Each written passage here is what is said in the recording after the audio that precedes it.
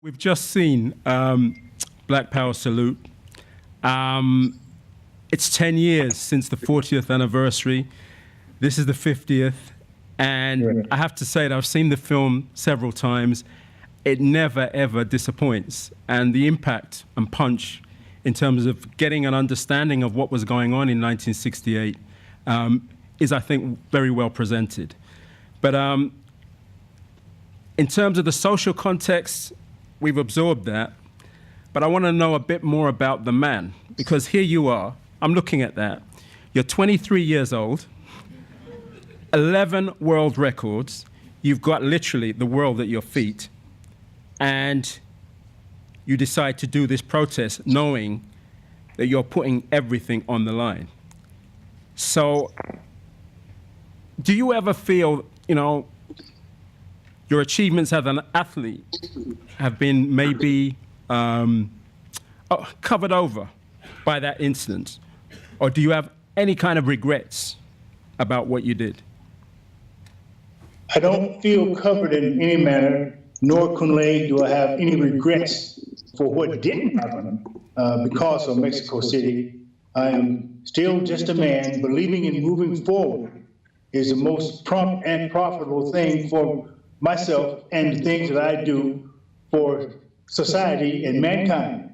I'm a very simple person with a background in education, which might not mean very much, but at least I can talk passionately to those who I believe has a forthright attitude in moving forward without indiscretion. That's why I love to move forward, talk straightforward, and be active physically and mentally on this project. Okay. Voice of Change. Thank you. Thank you. Tommie, one of the key characters that features in the documentary is the guy Avery Brundage. You know, even though I've seen it, it still comes as a bit of a shock to see the extent to which the kind of ultra-right fascist influence within the Olympic movement was able to actually still retain itself.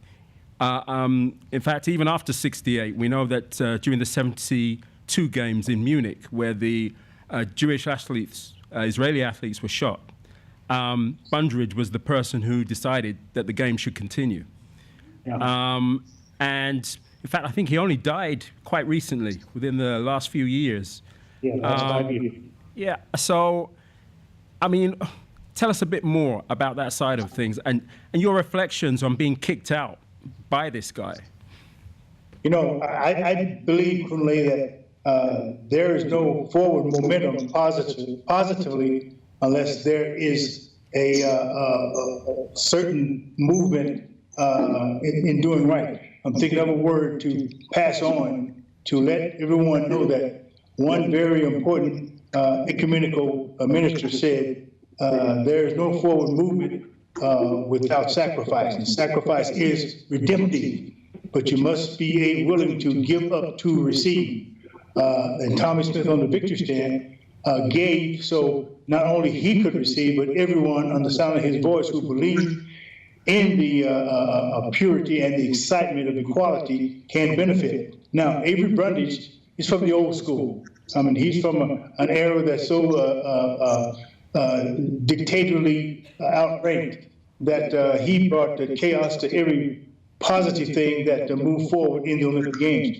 You all just remember now in 1936, he was the president of the USOC, United States Olympic Committee. In 1968, he was the president of the International Olympic Committee, and he put pressure on Douglas Roby, who was the president in 1968 of the USOC. So he's the one that caused all the chaos. He was deathly concerned with his racist attitude of a universal nation which could not survive with his living. Just simple and clear. There's no way it could have been. And the Olympic Games and athletics also, I believe, would have died under his tutelage. And I think we're moving forward now because he is no longer a part of the U.S. movement or the international movement. And it's not good for me to say because he's dead, but fact is fact. He's dead, and all I don't want any of you there in the audience to die on me right now because you're going to accuse me of killing you. And I don't want that to happen. All right, Tommie. But one of the things, obviously, that more recently has come to the fore in terms of American social life and sport is the relationship between sport and politics. We've been looking at the relationship in terms of Mr. Kaepernick and the protests in American football. We've also seen more recently, mainly through the developments of technology, a whole spate of antagonisms between police across America and the deaths of young people at the hands of the police, and how those two things now have collided with the sports and a recognition in terms of what's going on for black people in America. How do you feel about what's happening today? Because of technology, Kunle, and you've been around not quite as long as I am, but as educational in depth as I am about these things, technology moved things on very forward. Back in 1968, it took days before a news reached even the shortest distances. Now, it only takes seconds for that same news to get where it got in 1968. Kaepernick in that movement exemplifies the positive steps that 1968 caused. Now, it's not radical, not decisively destructive, but it changed the character of what should be changed to how it should be changed. And athletics is only one area now. We were dealing with 68 and Kaepernick's age, which is now, 2008, which is 50 years. Things are going to change. And just so happened, it changed through the athletic world. In fact, 1968 was the first time in Olympic history or athletic history that this change by athletes is taking place. Yeah, okay. It's going to move forward, whether it's athletically or not. It's going to move forward, and I'm happy because it's through athletics now. Because we are some of the most moving people in the world of equality is through the process of athleticism. Okay, I think we have Geoff Small, the producer and director of this film. Geoff, do you want to come and join us?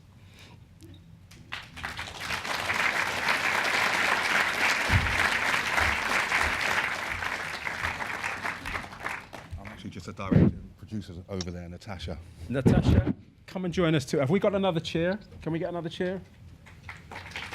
Come on.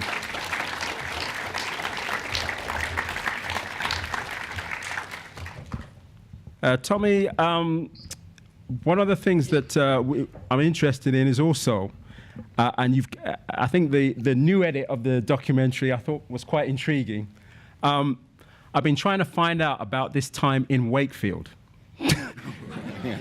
How the hell did you end up in Wakefield, Yorkshire?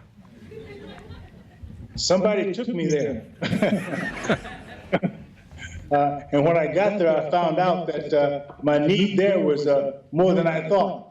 Working, abiding in the principle of equality and the need for pressure to abide.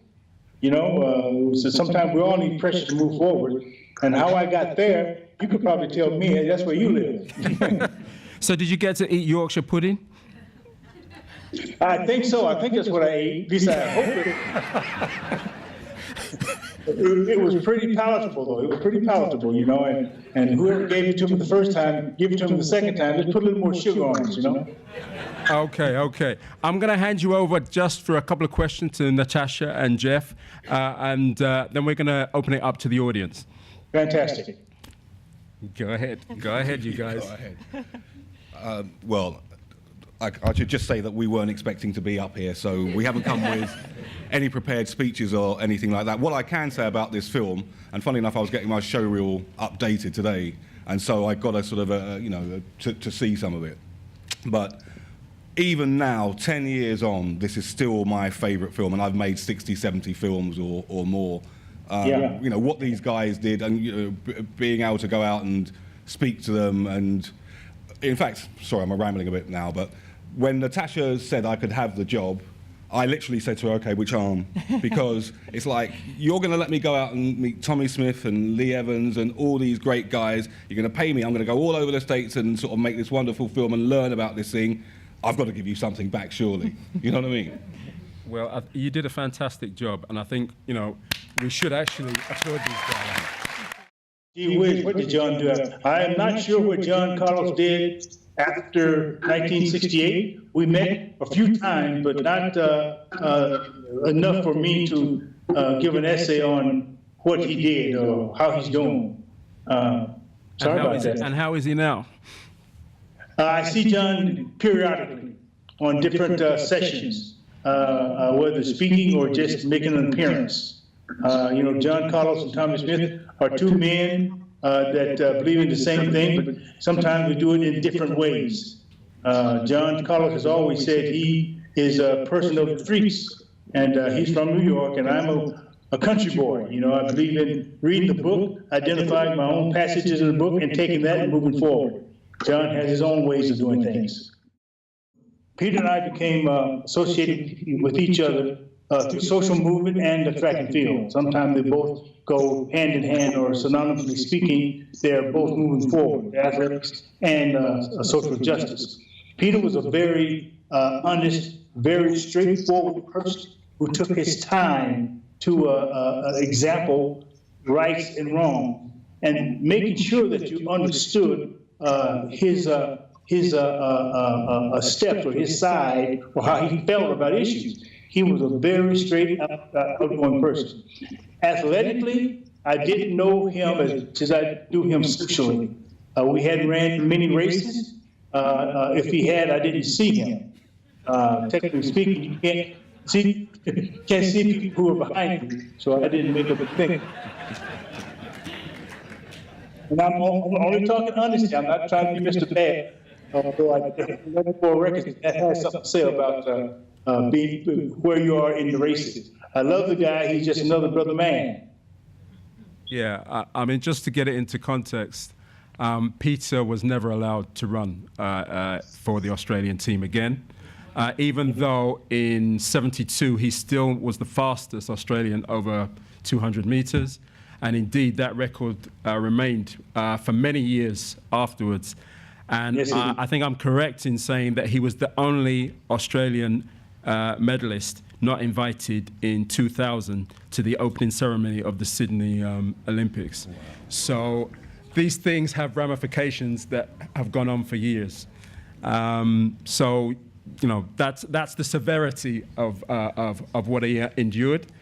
There is another documentary film made by his nephew called Salute, which is worth having a look at. Not the best documentary, but it's worth having a look at. He also sacrificed what his profession was. He had a platform, and he honestly spoke from his knee about police brutality. Yes, he sacrificed. He lost much, but big folks, he had much. He had the money. Tommie Smith, John Carlos had no money. We sacrificed our souls. But yet still, it meant basically the same thing. Colin is doing good where he is now in terms of his fighting back with the NFL and doing other things. So I'm not mischievous at all about what he did or how he did it. We need fighters. We need fighters proactively and non-violently, and educated enough to be able to verbally expound upon the project which they are involved with. You can't follow your buddy just because he's your buddy. Don't follow people who they say they got your back because they say they got your back. You can look behind you and find out that they're not there, about your back. It becomes your butt. And that's much more painful than somebody standing behind you, helping you out. So beware of those who are saying, we got your back and doing no work. Be prepared, have a program. Don't let someone else program your brain and you not believing in what that program is. Your students out there, so use that education. When I was on the victory stand, everything was behind me. I only had a future to look forward to. And one of my futures were getting off that victory stand. Everything I had worked for took me there. Now I was there.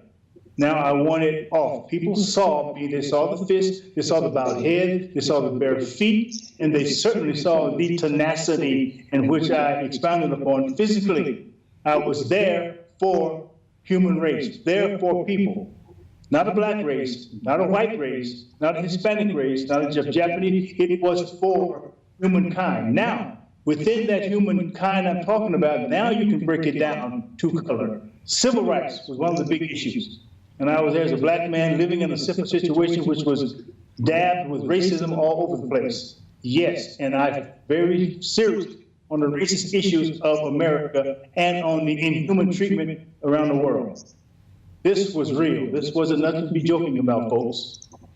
And I suffered much for it. But as Dr. Martin Luther King said, there is no moving forward unless there is sacrifice. So be willing to sacrifice and expound upon why you sacrificed. Not I sacrificed because of my buddy. Your buddy don't mean nothing when it's your butt that's being burned. Were you scared at all? You know, scared, I went beyond scared. I was so that way that it didn't matter anymore. As far as I was concerned, I was willing to die for what I believed in. So scared or scarcity of the act of being scared was not in my mind. That's how scared I was.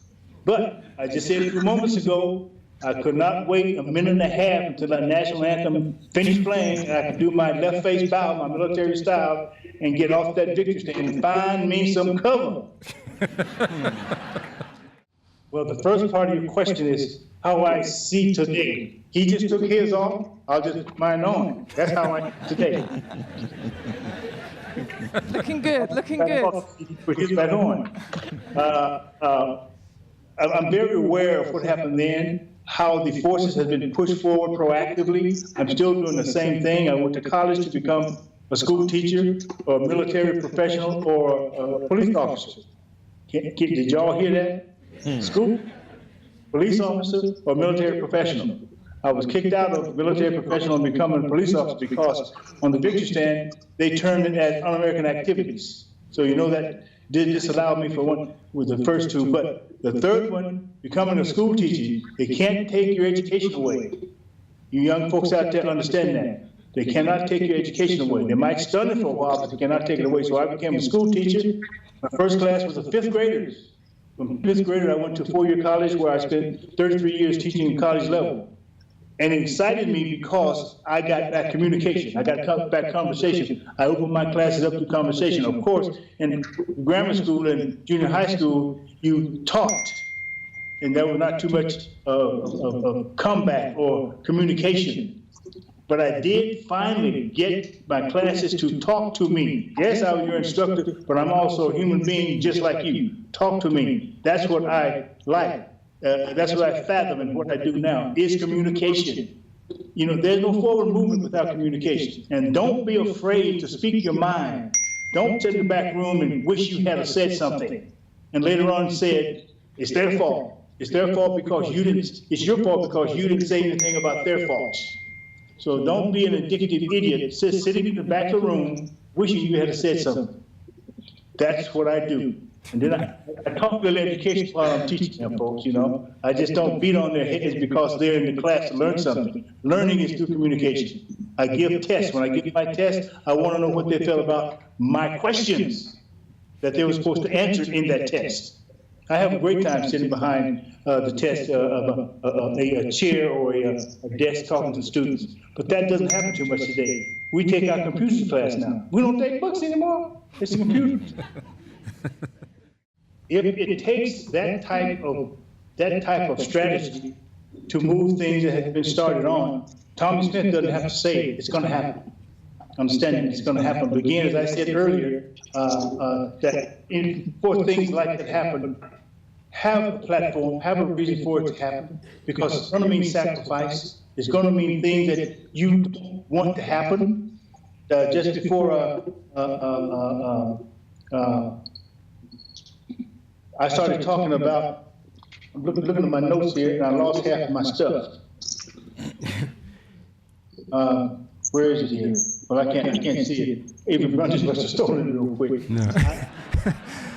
No, but Tommie, just let's look at something more concrete. We know that, for example, when Trayvon Martin was killed, in the protests that ensued, the image from 1968 was used in a lot of the protests, and indeed the idea of Black Power, whilst you've talked about it in the context of a human rights struggle, is what a lot of people have taken from that moment. And I suppose in terms of what's going on in America today, is there a need for a similar type of radical movement to emerge? I think radicism has its place, and I think what's going on right now even have a bigger place. We're trying to move toward a better life through conversation. And now the conversation is being also involving people that before was not involved in that type of action, which is politics, which is athletes. The athletes rule about 38 to 42% of the economy around the world. And that's mindful. But we didn't have that type of a conversation verbally because we were deemed as jocks. Use your body and not your mind. I think we're moving forward in that. And I don't think right now it's going to happen in terms of fighting, moving in the streets. I think forces at mine, which are the political forces, understand we in the streets are not going to accept murder by the social protective agencies. That's not going to happen.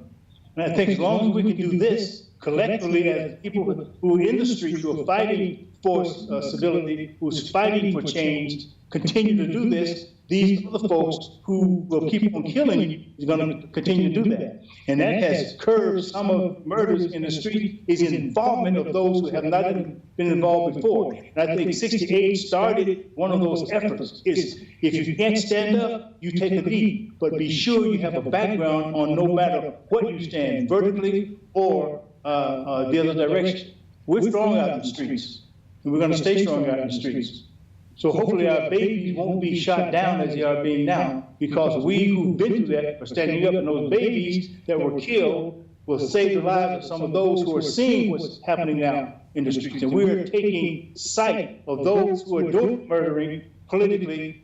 We're going to stop that. And we're going to curb that talent of killing without answering to. Okay. Good question. Thank you. What happened to Tommie Smith back then still resonates. I've just gotten stronger in what I do. I don't stand anymore with my head bowed and hoping that something will happen. I take action to the seeds I planted back then. That question was an appliance to what I just heard, was applied to what we used to do and what we're doing now to amplify why we did what we did to move forward.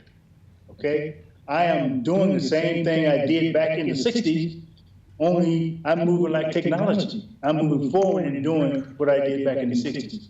I no longer stand up and put my fist in the air. I put what's educationally applicable to moving youthfully forward through education and through conversation. I like talking to crowds of people.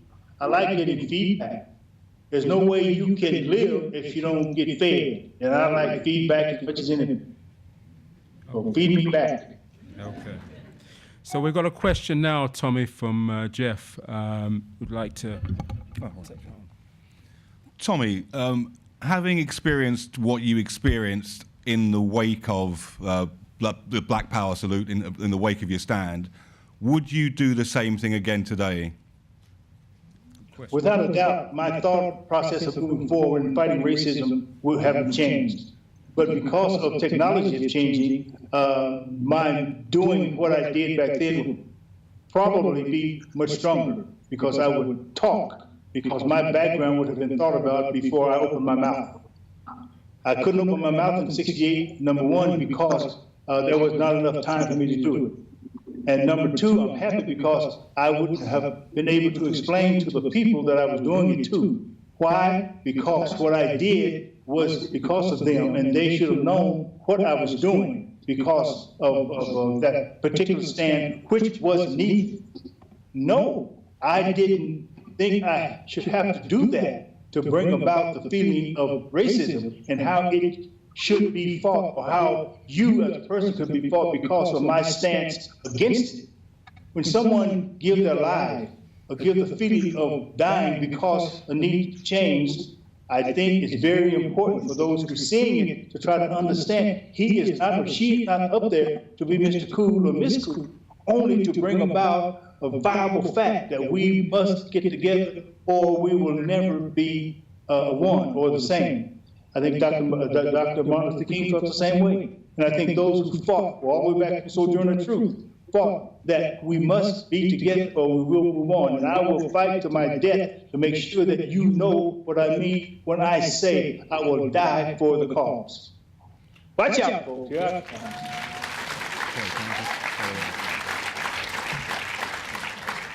Given what you've said then about the way that you would approach it now, Tommie, sort of implicitly, does that mean that the black athletes that are out there now aren't putting in a shift? They're not doing enough to highlight the issues affecting the African American community? You know, Geoff, I think they're doing as much as they possibly can in that direction. Like I said earlier, too much of anything is not good. Too little of the same is just as bad. So beware before you get to where you think you ought to be, because you might not be able to explain your platform. Got to have a platform. You cannot teach unless you have a curriculum. And that curriculum must be justified because of how you feel about an issue. Oh, we're out there. We're out there more than most people think, because they're going to hear messages like this and other messages intended to arouse the consciousness of your need to shut up harassing stupidity and start doing things that will make rations for the future. Right now, we're not even getting enough of a ration to chew on. We're just kind of swallowing others' gestations. You put that in focus, and you write me back and tell me what I said.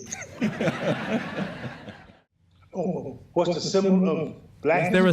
Is there a symbol that people can take to support the cause? I mean, I believe that the badge that Peter Norman was wearing, the human rights badge, is still available. I've got one. Yeah, I've got one. Yeah, only through me. We still have some of those, and I'm sitting up here looking at my coordinations from the background, and they said, yeah, we still have some. We have some shoes, we have some socks, we have some gloves, we have all that stuff. If you think it's a need to do that, of course you do it, son, but make sure you have a reason why you're doing it, so when other folks look at you and say, look at that radical, you smile and say, but it means something. You have to be able to come back on idiots who are going to knock you for a belief. But don't walk around with a burning coat on, though, right? Just trying to justify burnings in Oakland. Don't walk around with white, fat face, and because you're black, and say, I appreciate Avery Brundage. Do something more curable to the access of moving forward, not in the background. Okay. Sure, wear what you want to wear, but make sure that what you're wearing you can identify. But you cannot go around with the ASS painted on your butt. Well, we got apologies. Do I accept apologies? What's an apology? I would have a question to the apologizer. To back to him. Why now? How do I feel about myself today? I feel pretty good because I'm healthy. I got friends out there I can talk to now who want to understand certain issues. All of those are good. Background is good. Health at age 74 is better than most ages. So I feel good about what I'm doing. I still teach school. I'm married to a great woman. All that stuff is good stuff. So yes, I feel good about myself. And in terms of the sports fraternity, do you get support, wider support? Yes, because they begin to understand themselves now. by visiting the ideas of what that statue could have meant back then. And usually, yes, I agree with them when they talk to me about that statue and what it meant. But these people were in their early teens then, or their early 20s then, so they're basically my age. Now, the old one who was in their 60s then We can't ask them because they're dead now, so it makes no difference. I think what has happened with that victory stand is people begin to see themselves with all the tragedies happening in the streets. They begin to see the need for change, need for social change. And that picture, or that identity on the victory stand gives them an identity, gives them leeway to move forward because it's them seeing what they want change and how they're going to change it.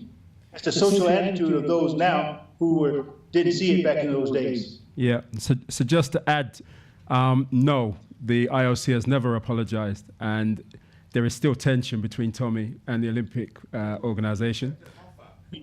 You know, Would you accept an offer if they offered to? I'd kind of like to have the chance to wonder if I did, if I get it. You know, I'm not going to give you money if you don't do the work. Right. But let me put this: the IOC is not coming back to do that. All those people who did that are dead. And I do not think the young folks are going to take the responsibility of those who caused it and give me an apology. Because it hasn't happened in 50 years, what do I think is going to happen tomorrow? Okay. Go ahead, so say It should be said, though, just to qualify, Peter Norman, the Australian athlete, the Australian Parliament, I think in 2016, did actually finally recognize the error of their ways, and he was given a pardon.